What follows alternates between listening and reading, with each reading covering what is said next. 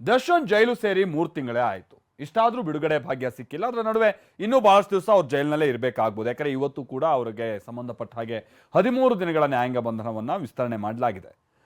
ಇನ್ನು ಜೈಲಿನಲ್ಲಿ ದರ್ಶನ್ರನ್ನ ಭೇಟಿಯಾದಂಥ ಪತ್ನಿ ಭಾವುಕರಾದ್ರೆ ಸಂಬಂಧಿಕರು ಕಣ್ಣೀರು ಹಾಕಿದ್ದು. ಇದೆಲ್ಲರ ನಡುವಿನ ಪೊಲೀಸ್ ಪಾಠ ಕೂಡ ನಡೆದಿದೆ. ದರ್ಶನ್ಗೆ ಸೆಪ್ಟೆಂಬರ್ 30ರವರೆಗೂ ಜೈಲೂಟ. ಜೈಲಿನಲ್ಲಿ ದರ್ಶನ್ ಭೇಟಿಯಾದ ಪತ್ನಿ, ಸಂಬಂಧಿಕರು. ರೇಣುಕಾಸ್ವಾಮಿ ಕೊಲೆ ಕೇಸ್ನಲ್ಲಿ ಜೈಲು ಪಾಲಾಗಿರೋ ದರ್ಶನ್ ಸದ್ಯ ಜೈಲಿನಿಂದ ಹೊರಬರೋ ಲಕ್ಷಣ ಕಾಣಿಸ್ತಿಲ್ಲ. ಇವತ್ತು ನ್ಯಾಯಾಂಗ ಬಂಧನ ಅವಧಿ ಅಂತ್ಯವಾದ ಹಿನ್ನೆಲೆಯಲ್ಲಿ ದರ್ಶನ್ ಸೇರಿದಂತೆ ಎಲ್ಲ 17 ಆರೋಪಿಗಳನ್ನ ವಿಡಿಯೋ ಕಾನ್ಫರೆನ್ಸ್ ಮೂಲಕ ಕೋರ್ಟ್ಗೆ ಹಾಜರುಪಡಿಸಲಾಗಿತ್ತು. ವಿಚಾರಣೆ ನಡೆಸಿದ ಕೋರ್ಟ್ ಸೆಪ್ಟೆಂಬರ್ 30ರವರೆಗೂ ನ್ಯಾಯಾಂಗ ಬಂಧನ ಮುಂದುವರೆಸಿದೆ.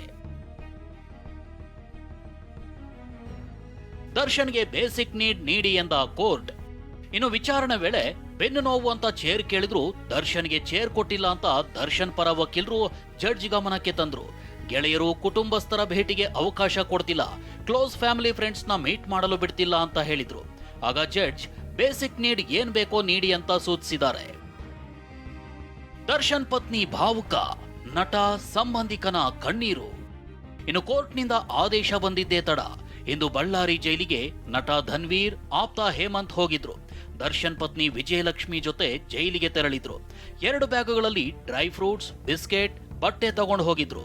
ಸಂದರ್ಶಕರ ಕೊಠಡಿಗೆ ದರ್ಶನ್ ಬರ್ತಿದ್ದಂತೆ ಪತ್ನಿ ಭಾವುಕರಾದ್ರೆ ಹೇಮಂತ್ ಹಾಗೂ ನಟ ಧನ್ವೀರ್ ಕಣ್ಣೀರಾಗಿದ್ರು. ಆಗ ದರ್ಶನ್ ಅವರೇ ಎಲ್ಲರನ್ನೂ ಸಮಾಧಾನ ಪಡಿಸಿದ್ರು. 30 ನಿಮಿಷ ಮಾತುಕತೆ ಮುಗಿಸಿದ ದರ್ಶನ್ ಬ್ಯಾಗ್ ಹಿಡಿದು ಸೆಲ್ಗೆ ವಾಪಸ್ ಆಗಿದ್ರು. ಇತ ನಟ ಉಪೇಂದ್ರ ಕೂಡ ಇಂದು ದರ್ಶನ್ ಕೇಸ್ ಬಗ್ಗೆ ಪ್ರತಿಕ್ರಿಯಿಸಿದ್ದಾರೆ. ಅಲ್ಲ, ಖಂಡಿತ ಅದನ್ನ ಹೇಳ್ಬೇಕಾ, ಬೇಜಾರಾಗೇ ಆಗತ್ತಲ್ವ ಯಾರಿಗೇ ಆದರೂ. ಎಷ್ಟೋ ವರ್ಷಗಳು ನಾವು ಒಂದೇ ಇಂಡಸ್ಟ್ರಿಯಲ್ಲಿ ಇದ್ದೀವಿ, ಏನಾರ ಈ ಥರ ಘಟನೆಗಳಾದಾಗ ಶಾಕ್ ಆಗತ್ತೆ. ಹಿಂಗೆ ಇದು ಹೆಂಗ್ ಸಾಧ್ಯ, ಇದು ಯಾಕೆ ಈ ಥರ ಆಯಿತು ಅಂತ. ಬಟ್ ಗೊತ್ತಿಲ್ಲ, ನಮ್ಗೆ ಇನ್ನೂ ಗೊತ್ತಿಲ್ಲಲ್ಲ ಏನು ವಿಷಯಗಳು. ಆ್ಯಕ್ಚುಲಿ ಆ ನ್ಯಾಯ ಅನ್ನೋದು ಖಂಡಿತ ಎಲ್ರಿಗೂ ಸಿಗಬೇಕು. ಆ್ಯಕ್ಚುಲಿ ಈ ಥರ ಘಟನೆಗಳು ಆಗಬಾರ್ದು ಆ್ಯಕ್ಚುಲಿ. ಯಾಕಂದರೆ ನಾವು ನೆಕ್ಸ್ಟ್ ಜನ್ರೇಷನ್ಗೆ ನಾವೇನೋ ಒಂದು ಒಳ್ಳೆ ಮೆಸೇಜ್ ಕೊಟ್ಟು ಹೋಗ್ಬೇಕಲ್ವಾ. ಡಿ ಗ್ಯಾಂಗ್ ವಿರುದ್ಧ ಕೋರ್ಟ್ಗೆ ಟೆಕ್ನಿಕಲ್ ಎವಿಡೆನ್ಸ್ ಸಲ್ಲಿಕೆ.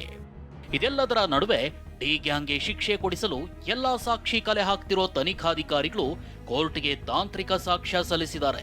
ಎವಿಡೆನ್ಸ್ ಜೊತೆಗೆ ಸಿಎಫ್ಎಸ್ಎಲ್ ರಿಪೋರ್ಟ್ ಸಲ್ಲಿಸಿದ್ದಾರೆ. ಅದೇ ಎವಿಡೆನ್ಸ್ ನೀಡುವಂತೆ ಆರೋಪಿಗಳ ಪರ ವಕೀಲರು ಮನವಿ ಮಾಡಿದ್ದಾರೆ. ಇನ್ನು A10 ಆರೋಪಿ ವಿನಯ್ ಮೊಬೈಲ್ ಮತ್ತೆ FSLಗೆ ರವಾನಿಸಲು ಪೊಲೀಸರು ಕೋರ್ಟ್ಗೆ ಮನವಿ ಮಾಡಿದ್ದಾರೆ. ದಾರಿ ತಪ್ಪಿದ ದಾಸನಿಗೆ ವಕೀಲರು, ಪೊಲೀಸರಿಂದ ನೀತಿ ಪಾಠ. ಬಳ್ಳಾರಿ ಜೈಲಿನಲ್ಲಿರೋ ದರ್ಶನ್ಗೆ ವಕೀಲರು ಪತ್ರದ ಮೂಲಕವೇ ನೀತಿ ಪಾಠ ಮಾಡಿದ್ದಾರೆ.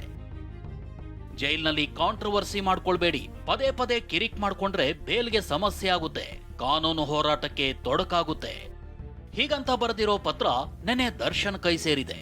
ಇತ್ತ ಬೆಂಗಳೂರಿನಲ್ಲಿ ದರ್ಶನ್ ಜೈಲು ಸೇರೋ ಮುನ್ನವೇ ಕಮಿಷನರ್ ದಯಾನಂದ್, ಡಿಸಿಪಿ ಗಿರೀಶ್ ದಾಸನಿಗೆ ಕಿವಿ ಮಾತು ಹೇಳಿದ್ರು.